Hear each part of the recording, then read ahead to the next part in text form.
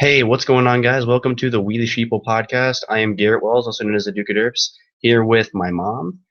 You want to introduce yourself? I am Cheri Wells. And we've been watching the politics over like the last, year and a half the election was going, and then till now. Um, and it's been crazy because we've been watching everything just change in this country really over the last 6 months or so. Like before during the election, it was a little divided, but it was still pretty much the same America we knew.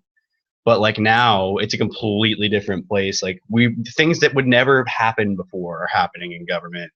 We got like a couple of things we want to talk about tonight. We're going to open up with a pretty easy topic to talk about. We're going to talk about some fake news. So what fake news in particular do you want to talk about? I mean, I guess my whole point with fake news is that the mainstream media, which Trump has named, CNN and MSNBC in particular, he'll say something or do something that's really not that big of a deal, and they'll make a federal case out of it, or they talk to somebody who talked to somebody who talked to somebody, and this is what they said type thing, when there are real things going on in the world that, like, it took them, remember the Manchester attack? Yeah. Like, it took them forever to report on that because we were like, man, is this real? Like, is this like a real bad thing, or was it a balloon? That's what they were saying at first. And those two channels were talking about something that Trump said or tweeted, or who, I don't even remember now. But that's the type of fake news I'm talking about, What about you? So like the fakest news that I've heard, like it's crazy because it's almost like fake news is populating both sides of the aisle at this point politically, because like you get fake news like the like stuff like for instance, like I always think back to when the Trump Russia stuff first got even mentioned by somebody. Before it was even, any facts have never even been stated other than there was no actual tampering with the election itself. That's the only thing we really know about this attack, that it was some sort of social media related thing. But they're still blowing it up like Trump coordinated this whole thing when we have no evidence to suggest that. All the sources that have actual information are suggesting otherwise, that Trump had nothing to do with it, that it was just his subordinates. That yes, that you could say to a point that he probably shouldn't have picked those people, because in the end they ended up turning into, what do you want to call it? Like they're just bad baggage to carry around, guys like Sessions and Flynn and other stuff like that. But like recently, there's been fake news, like the fake CNN staging of a protest, which wasn't even really. It wasn't. They weren't staging a protest. What had happened was CNN had gotten these people who were having this protest. They had them all take their signs. Apparently they were from all different locations and stuff. They weren't all in one place, and they just had them all show their signs to the camera. The police were coordinating this so they could all get their signs out there. And for me, that's like not really faking a protest. Like they obviously were just trying to get these people out, get this message out there, whatever it was. I think it was like a anti-radical Islamic terror thing. But the way CNN was talking about it was like it was this protest that they just stumbled upon and they started filming. And I think CNN kind of shot themselves in the foot on that, because they should have just acted like what it was, which was these people just, oh yeah, we just got the word from these local police that they were going to be showing these signs to us. We'll see what they're protesting. But like the right has blown this up. I saw on Hannity last night. Hannity was acting like this is 100% confirmed that CNN fake news, and I agree with that statement because I've read into the facts of the situation. So like for me, there's a couple of things. Like fake news is obviously a problem, but how can you prevent that? Because most news is unsubstantiated these days anyway, because you don't have the facts to back it up, especially with governmental stuff. So like they're taking every opportunity they can to take a shot at Trump without looking at what the consequences of doing so might be for him and for their own ratings and viewers. So what do you think about that? I think honestly, the whole fake premise is ridiculous. I mean, we're just talking just the facts, man. I don't want your opinion. I don't, if you're on some news channel, I really don't want your opinion unless it's an opinion-based show. If you are reporting facts to me, make sure they're facts, because I'll go look it up myself. I get sick. Like during the election, I mean, we must have looked up so many things, especially after the primary. We looked up so much stuff because all this stuff was being reported. And now, like, it's like, what was I going to say? It's like the whole Russian thing. Putin came out and said they don't have anything to do with it. So do they or don't they? They don't have all the facts. Well, it looks like they may have tampered with, they were involved in the social media thing, but when they first started talking about it, they were in our voter boxes and they were changing votes to get who they wanted in there. And that turned out not to be the case. So they take things out of context, or they take them by word of somebody's friend who was in the cabinet, who was on the other side of the room. They thought I heard him say this, and that's what I'm talking about. And there's no way to stop them reporting that, because right now, who can get the hottest story? That's been that way for a long time. That's what this whole thing is. They bring on these people that I just go, why though? Why? It's like Jason Chaffetz. Am I saying it? He's a Republican senator, right? I think he's in. Or is he in the House? Let me fact check really quickly. Anyhow, he's Republican congressman. Right. He's one of these people. And for 2 months ago, they're like, he's not running for re-election, and then he was just gone. He's done that twice now. And then today he popped up again. I think he's kind of fake news. Not that he's not a real senator or whatever. He's a U.S. representative from Utah. Yeah, he's from Utah. I think that when things get hot, he disappears, and when they're fine, he comes back out. Nobody really knows what the dude was getting. He was on medical leave because of his ankle. Was he really? But that's the facts I want to know. Was he really? Yeah, it's like you almost wonder if the stories about him being gone are even real, because he's not gone, and maybe he's. I don't know how the process works. I don't know if maybe when they say they're gonna leave Congress, they have to finish out their term, or they have to finish out a year or whatever. But the way they made it sound was like he'd done something that was going to take him out of Congress immediately. Like there was some sort of scandal he was trying to avoid or something. It was when they were having Flynn. Flynn was supposed to testify as when Flynn got fired was the first time. He was on the Intel committee, and then they found out some crap. Who we never found out what that was. Some stuff. It was some stuff, but it was, and he was gone. That's our nickname for him is the Gopher, because he only pops out when he feels like he's relevant. Yeah. Yeah. But the fake news isn't going to stop. It's because these reporters, they have to have their latte, double shot, bodyguard type people, not the real ones that are out reporting the stuff in the countries. Are out in the. Well, the problem the problem is now most of the time you have pundits, people that don't actually have any political experience or any experience reporting, that are running these news shows. And the problem with that is reporters are often more likely to stick to the facts. Like Shepard Smith has a show called Shepard Smith Reporting because he's a reporter. He's not a pundit. He goes out and finds these facts. He sits at the Fox News deck all day looking at these fake stories, trying to confirm them, seeing what's fake, seeing what's real. And then I don't think we've seen Shepard Smith report any fake news except for whatever it is Fox News is pushing at a certain time. So, it's almost like this double-edged sword of reporting these days, because you want to report this stuff that sounds legit and could potentially have drastic effects on this country and on the government and the way that stuff is run here, but you don't know if it's real, so you can't. It's fake news is becoming like a really major problem in the United States, all across the world, because like you said, the Manchester attack, we could not confirm for like an hour whether that was a balloon or an actual bomb. And it turned out to be a bomb that killed how many people again?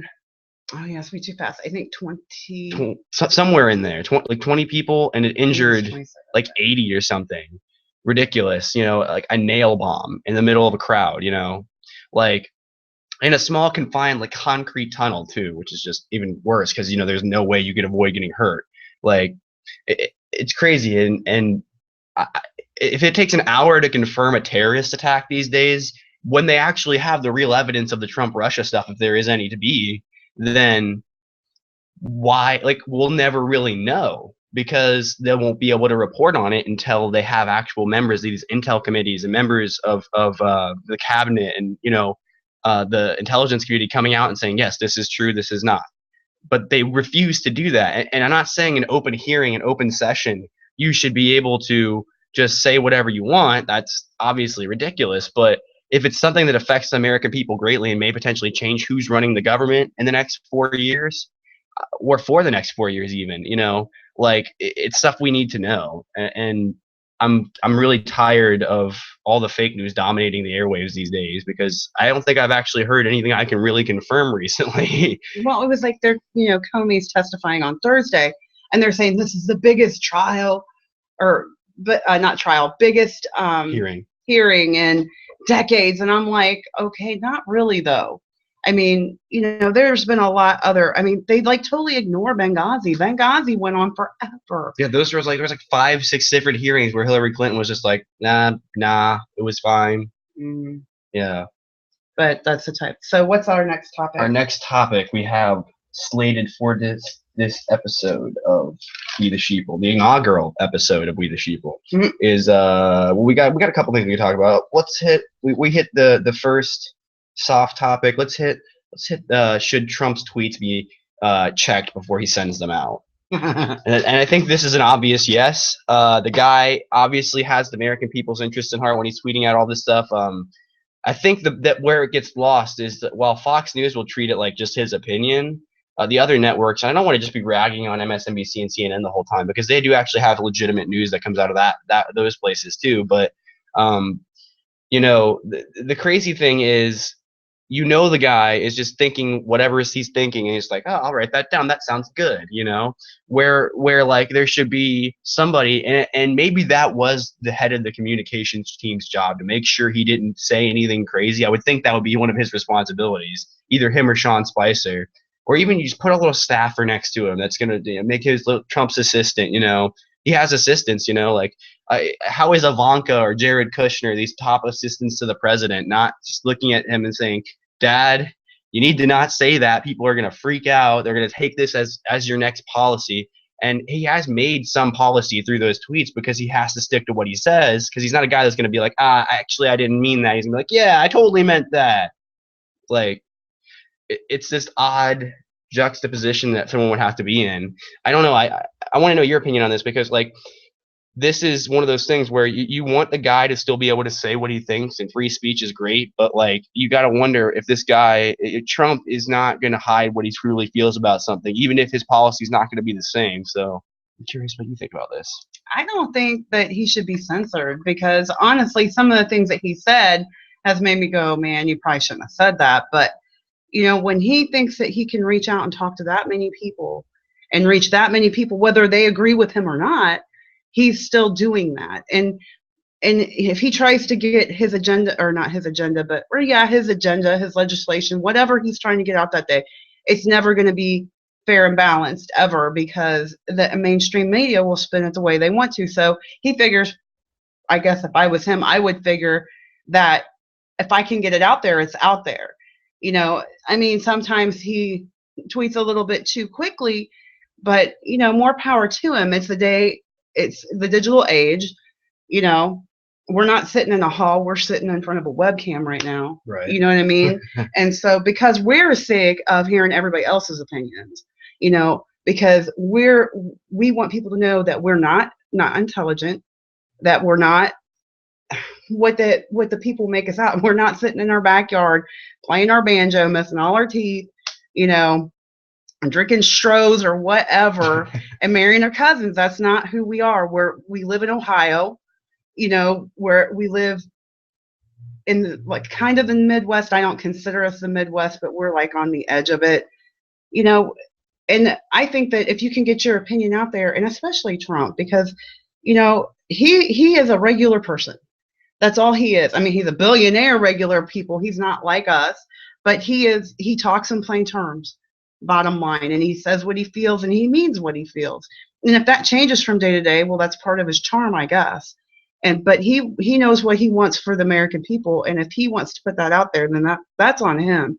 But he has to suffer the consequences of that if he puts something out there that may hurt him. And I guess that's probably the way he looks at it. Either they disagree with me or they agree with me, but at least they're thinking about it. That's how I would think about it. Well, I'm not saying we should censor the guy, because censoring sounds too much like you're trying to get rid of free speech, and I'm a huge proponent of free speech. But like, I just think someone to say, hey, maybe you shouldn't send that ridiculous, just going to create, because he knows he's going to create some level of chaos with some of these tweets. Like, people, he does it just, and people are going to be, and all I fear is if he keeps doing this, they're going to use it as this argument that he's trying to create a distraction from whatever else is going on. They've already said it. So I just don't want that to become the narrative of Trump tweets, is he uses it to distract from whatever else is going on in the administration on any given day. But you got to think the way that the mainstream media, I've heard them actually say it, not on just Saturday Night Live, on another news broadcaster. They're like, well, he acts like a little baby if he doesn't get his way. He's in the corner crying, and they have to give him his way, or he'll have a tantrum, and he's got the new.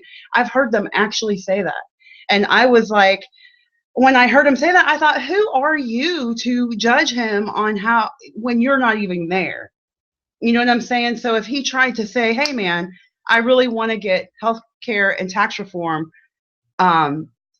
back to the good for the people, but then they spin it as something else, you know, like that one senator today said, the new health care thing is going to kick grandma and grandpa out of their nursing home who both have Alzheimer's. Sorry about this. This is but it's not, there it goes. It wouldn't stop. If you're I saw someone was, oh man, what is it doing? Pause. Shoot. Oh right. Man, you paused me on a weird thing. They can't see this anyway. Oh. I'm just if you're in the chat live right now, make sure you. You're still on. Yeah, we're still on. Right, that's fine. You're fine. It's your first time. I noticed we got a couple of views in the chat. If you want to chat in, ask us any questions about fake news or the Trump tweeting. If you want to give your opinion, we are willing to listen, and we will. We're not going to debate you, because that seems a little like it sounds like almost like we're starting an argument. But like we'll if it's something we don't agree with, we'll challenge it for sure. But yeah, we're live right now. So if you're viewing, make sure you chat in. Anyway, you were saying you were in the middle of something about. Oh yeah, they said this. I forget the representative's name, but right off the top of my head, I can picture his face. But he said, Alzheimer, grandma and grandpa, we're going to be kicking them out of the nursing home. And I mean, they're trying to make it the best they can, but you know, I haven't had insurance in a while because I can't afford Obamacare.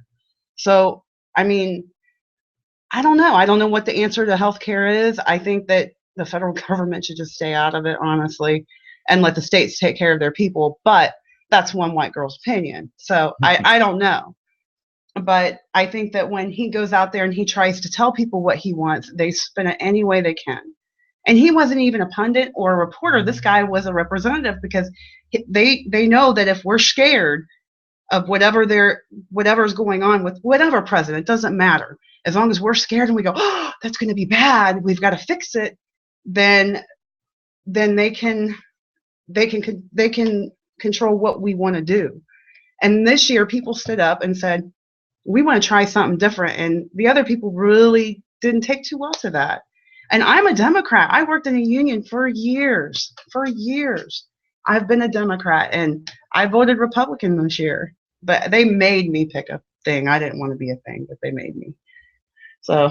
Yeah, I mean, yeah. So I think we kind of, there's not really much we can talk. There's not substance to that topic, really. I just feel like it's important to note that there is some level of loss of control when it comes to what he tweets, because I think they thought when they gave him the POTUS account that he would stop tweeting from there, and that maybe if he was going to make policy, he'd do it on the actual policy account. And he didn't. So he's kept doing real Donald Trump. If you really want to see if you guys don't follow Trump on Twitter already, you should, because it's like watching a train wreck, you know? Have you ever looked at the comments that people say? Oh, yeah, the people are ridiculous. Oh, my gosh. Some of the things that they make me laugh. Some of them are really mean, but they'll make me giggle. I'll be like, calm down, man, you know? We got like 3.5 years left, so you need to save that for later. But, I mean, nobody knows how good or how ungood it's going to be. I mean, you can't predict the future. People want to act like they can, but they really can't. They really can't predict the future, and I guess that's what's scary. But I kind of talked about healthcare. You want to move on to healthcare? Yeah, you went to healthcare a little bit. Yeah, so let's go. We're gonna do a combined topic. They're both in the title. We're gonna do tax reform and Obamacare because they both affect each other, and both are gonna probably be done relatively around the same time, assumedly, because they started tax reform, which is moving along faster, and they started Obamacare way before. So there was Obamacare is what they're replacing. You're talking about the ACHA. Oh yeah, the ACHA. Yeah, it's moving. I should have heard that down. But yeah. So we'll hit Obamacare, and then we'll talk about the possible tax breaks that you could be seeing in that, because they're saying there might be tax breaks for the rich in that because he doesn't want to do it in tax reform, which makes a lot of sense because you wouldn't want to be that guy, right, on tax reform. So we'll hit Obamacare first. So personally, I'm going to say this. It's an unpopular opinion. Actually, it's a pretty popular opinion. I really don't like the ACHA all that much, or AHCA, whatever it is. I really don't like it that much because it barely passed in the House. Like, we watched it live on C-SPAN as the votes came in. We were like, "There's no way it's going to go through." And I was rooting for the bill because I did want it to reach the Senate. I will say that I did want it to make it through the House, and I do agree with the Republicans. This is the best bill they could have gotten through the House. It's a terrible bill, but it's the best one they could have gotten through the House. I don't have the stats pulled up. Do you have them written down anywhere about what it will cost the American people, how many people will lose coverage? It's in the millions of people losing coverage. I'm going to say they said 23 million people. 23 million people, I think that's right. Will lose coverage, but the deficit will be almost slashed completely. Not really, but like the deficit on that kind of stuff will be less, which is good. That's one of the things they said they wanted to do with it. So they're halfway there, it seems like, with the bill. But that halfway there is where you lose the Democratic base that you need, because you're never going to get it through without Democratic votes, unfortunately, in the Senate, because it's 50-50, unless you push it to Pence.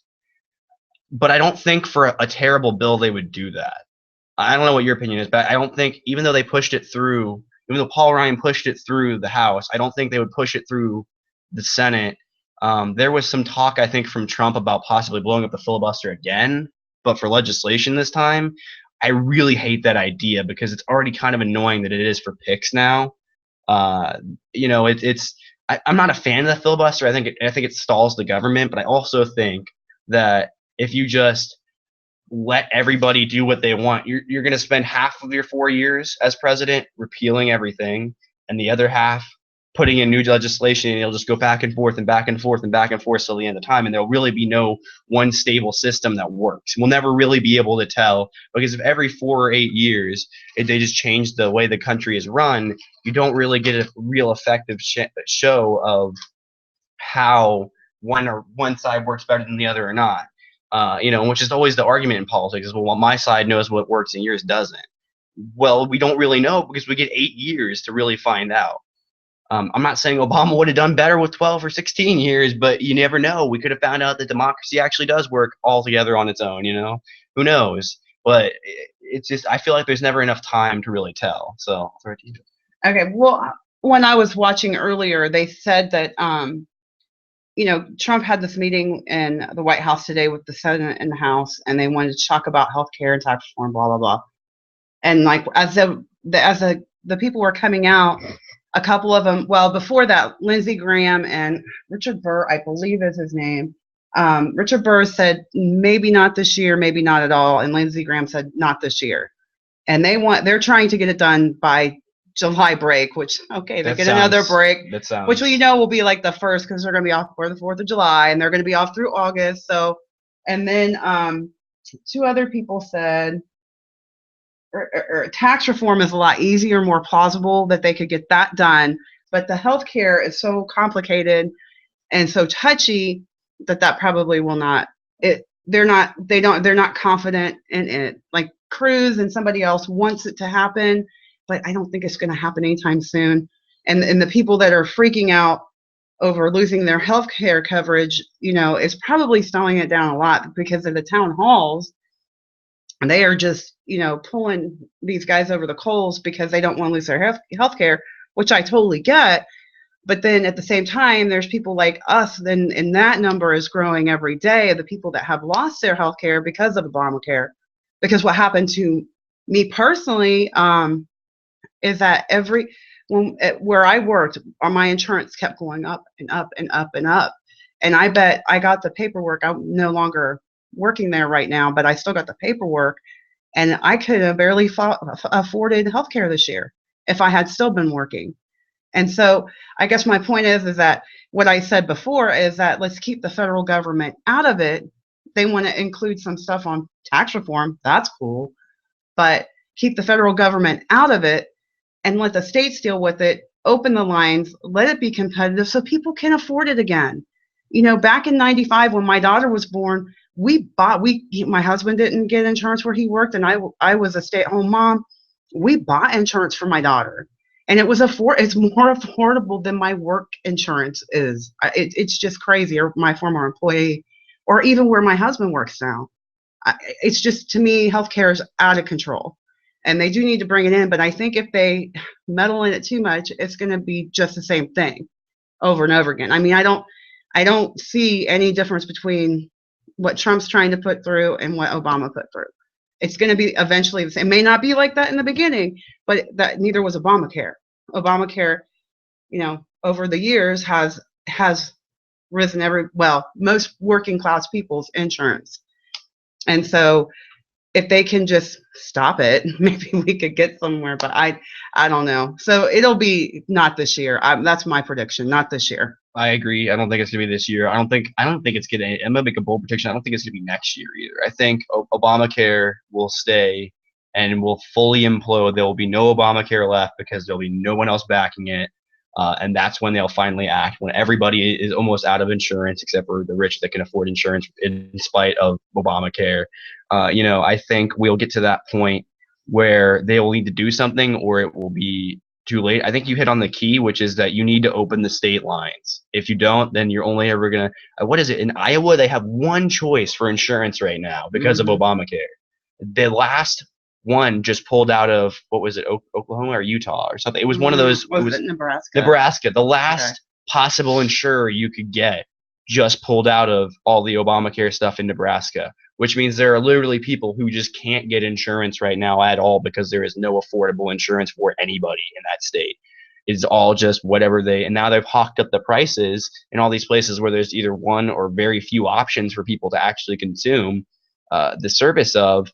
So you wonder now if it's not at the tipping point now when there is literally no options for some people, what becomes the tipping point? And that, I think, is going to be sometime around next year when all the premiums are hitting 100% hikes, 105% hikes. Arizona is going to get a 105% increase next year.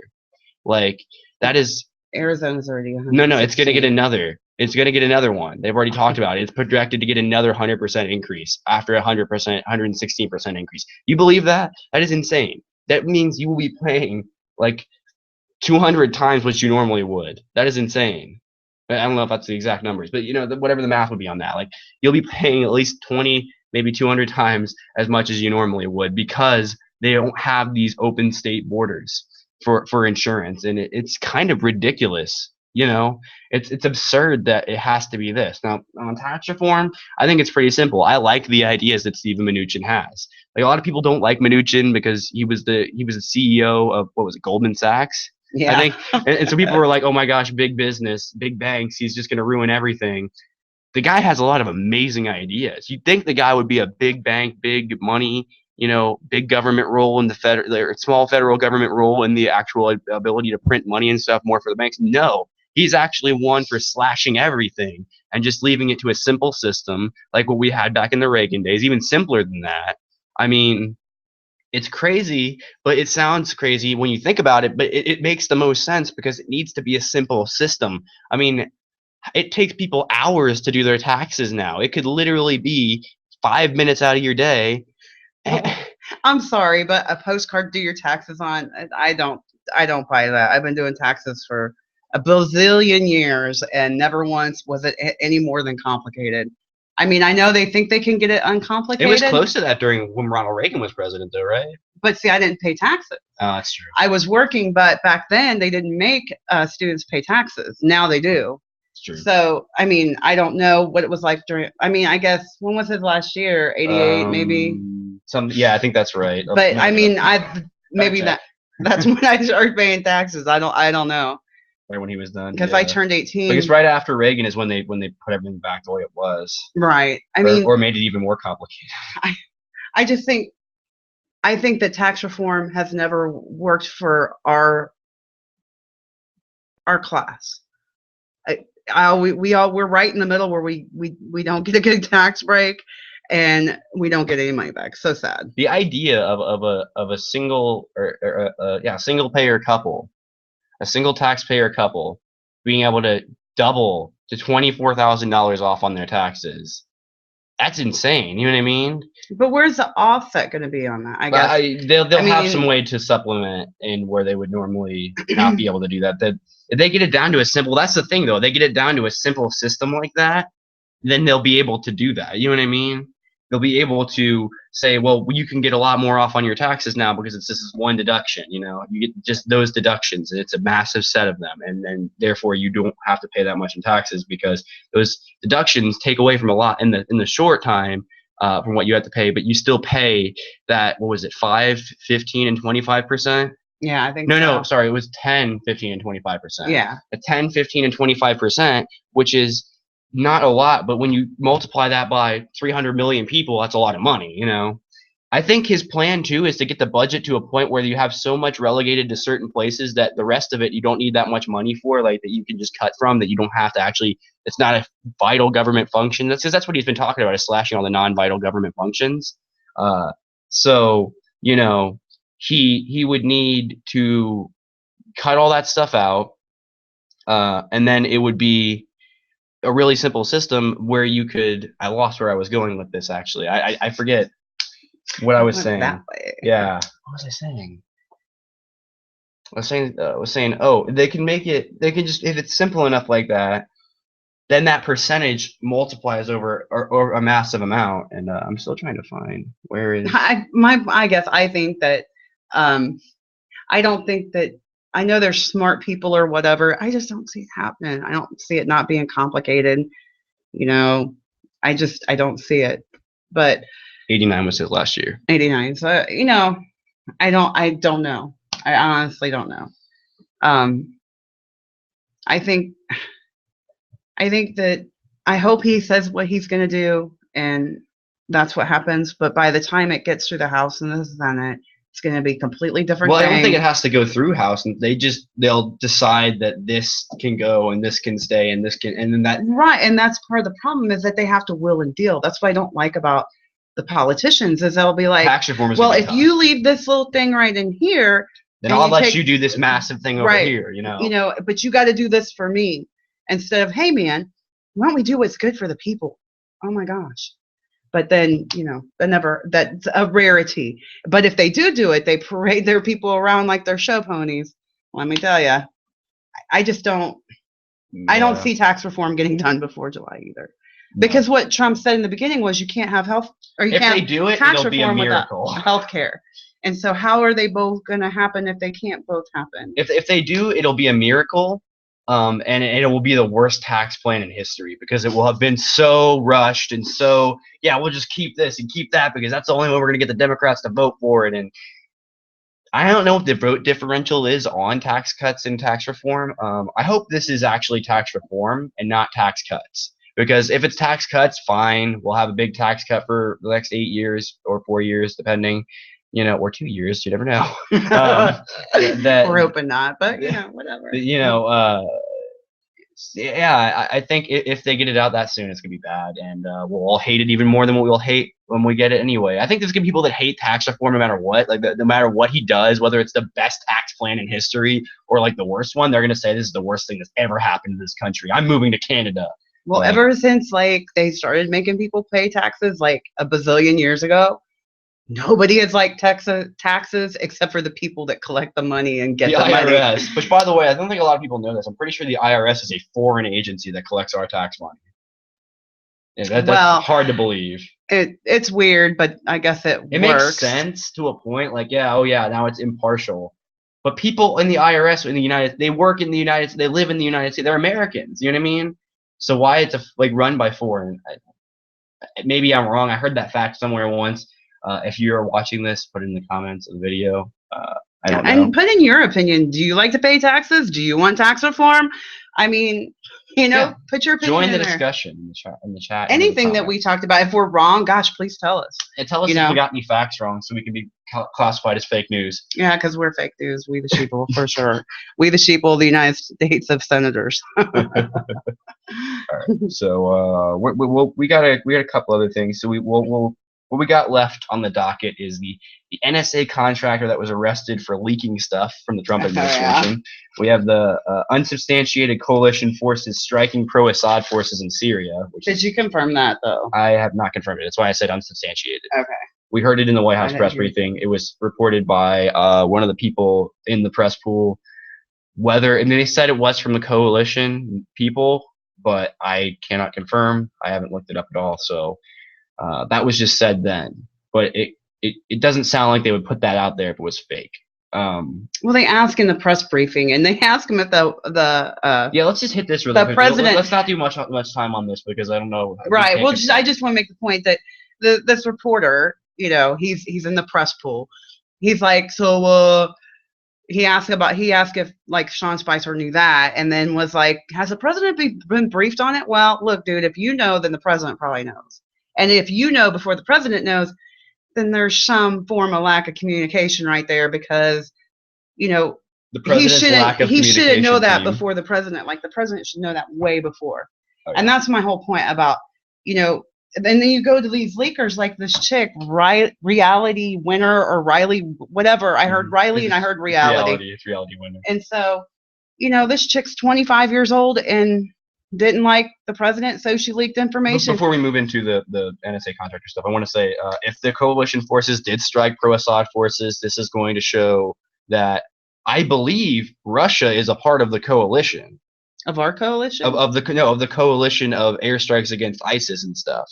Right. I believe they're a part of that. So that would be massive, because that would mean Russia would have been okay, or at least informed and not against us striking pro-Assad forces in a giant group conglomeration like that, which would mean the world would be turning against Assad and Trump would be actually making some real change in Syria.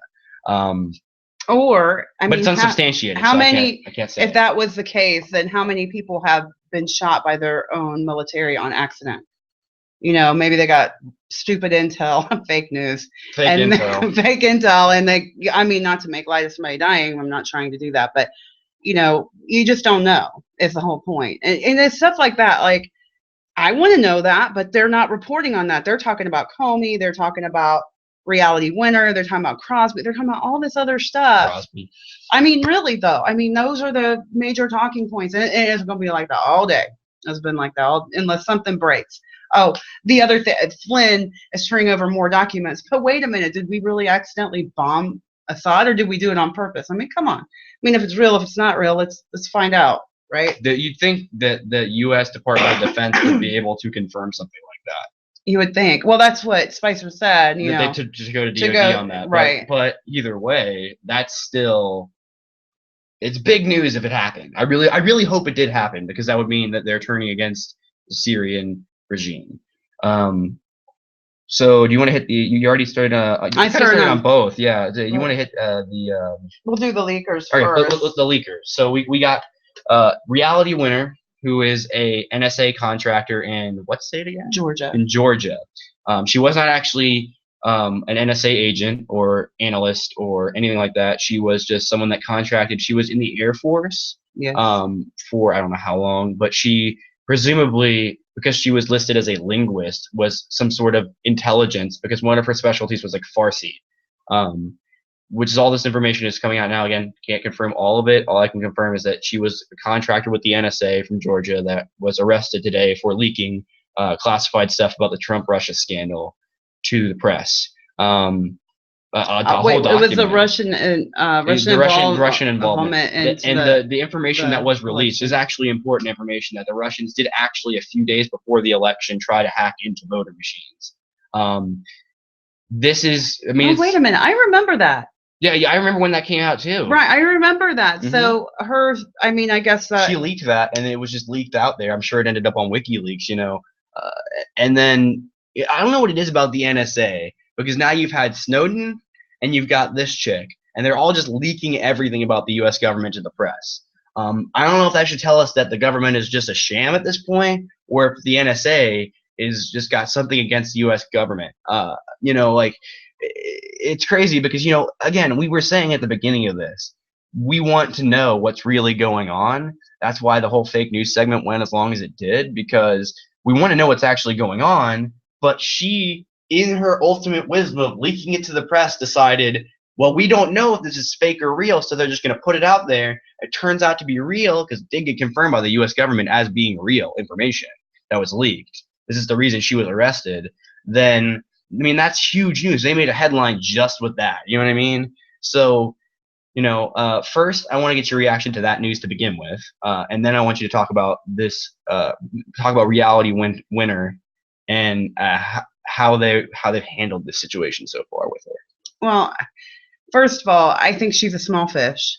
And I think the stuff that got leaked out about the Manchester bombing that was not supposed to be leaked, that we weren't supposed to release yet, that got released to the press, the pictures and the names, is part of the reason this chick is going to jail. Or, well, she probably won't go to jail, but they're going to parade her around, do a trial, and then probably have some she'll get time served and she'll get out, or she'll be in some cushy federal prison for 2 or 3 years. I mean, it's not who's leaking it from the White House. This chick's in Georgia, Now, did she do that? Probably yes. I mean, they're going after her, and they're going to throw the book at her probably.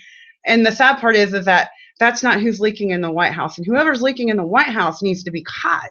But they don't know. I guess they can't figure out who it is, or they know who it is, and that person. I have a theory, and this is a theory that I've had for a little bit now, and it makes a subtle amount of sense. I do believe it's the president's daughter that is leaking stuff, and the reason why I think that is because she has openly got different politics than her father. She's got some conservative viewpoints, but she's mostly in that liberal sort of ideology of leftism and stuff because she's an open feminist, and stuff like that. I think that because she sees all this stuff going on with her dad, she's like, I'm just going to leak stuff and show that this stuff's not happening. But in essence, hurts her argument. I know this sounds like a crazy conspiracy theory. I think that could mean why wouldn't it be her? It could be easily Jared Kushner. I don't think it's either of them. They're very loyal to him. I think it's Pence. Personally, I think it's Pence and Pence's people. That's the running theory. Because that he's trying to get him out so he can be president. Well, he filed the PAC was the last thing I heard, and then I didn't hear anything about that. And from what they explained what a PAC is that he is it separates him from Trump. So if Trump is impeached, then he becomes president. Basically, he opened a political action committee, which was for the idea of getting to the bottom of the Trump-Russia stuff. So basically, as far as I know at this point, they would be at odds for that. Because Pence basically is just distancing himself from this administration altogether to take over after the fact, sort of like what happened in the Nixon scandal with Nixon's vice president, But that could have been fake news too. So I didn't research that, and if I'm wrong, right, let me know. Correct us in the comments if we're wrong. But my point being is that the girl she looks like, if you see her picture, she looks like she's 12, and I just don't buy her. I mean, I get she leaked that stuff and bad girl go sit in the corner type thing. I mean, it's espionage and she should be tried to the fullest extent and all that stuff, but that's not going to take care of the leaks that are happening in the White House on a daily basis. Obviously, this guy knew from one of his sources about what happened or did not happen in Syria. So, I mean, he knew it, and when he asked Sean Spicer about it, Sean's just like, whatever, dude. Why are you talking about this? I mean, classified information, there's a reason they call it classified, because it needs to be kept that way. I don't know. Yeah, I think she's, because this kind of bled into we'll just consider this one topic, the NSA contractor and the Trump-Russia scandal in general, because it's hard to talk about one without talking about the other. Like, I think, try her, make sure she goes to jail. Or maybe not jail. Make sure she's prosecuted to whatever extent that she needs to be. But I don't know. It seems like one of those things where you're right. I don't think this is the leaks we've been hearing about. I think this is just one leak that just happened to happen that they had evidence about and they took action to show that they're not gonna But I almost wonder if we're gonna see a bunch of resignations from a bunch of advisors and staffers and stuff because of the fact. Well, I don't know if staffers are actually employed, but if these people you are going to start dropping like flies that are leaking stuff. Because honestly, the whole Ivanka Trump thing, that's funny, but I don't really think that's it. In my head, it's some top advisor to Trump, somebody that's under Priebus, that's under him, that's under that runs the White House, while Trump is and isn't there. And I think whoever it is going to drop out of the White House before they ever get caught, and then they'll be arrested while they're at home one day doing whatever. I don't think it's going to be some top level person, maybe a top level, national security person, but because you'd have to have access to that stuff. Someone either under McMaster, under the purview of the White House, is getting this information and leaking it. And I think it's like a chain. I think someone from the NSA group is leaking to people at the White House who aren't them, so that they can get this, so that if, say, the person that's leaking the stuff to the people gets caught, they still have some information stocked up that they can release to the public from the White House anyway. Well, think about this though. Think about it like this. So the White House is the only people that are having the links.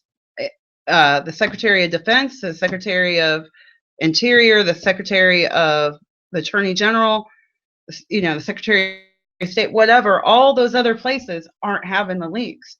So it's somebody in Trump's cabinet, or they're leaking it to one of those people, and then they're leaking it. I don't know. I think they need to stop. I don't think it's anyone high profile, because if it was, they would know about it, because a lot of the cabinet is mostly, they're in session like every day all together for the beginning of the day usually, I think. They all usually meet with Trump to be like, hey, this is what's going on. I don't know if it's the beginning of the day, but at some point throughout the day, they're like, hey, this is what's happened. This is what we did.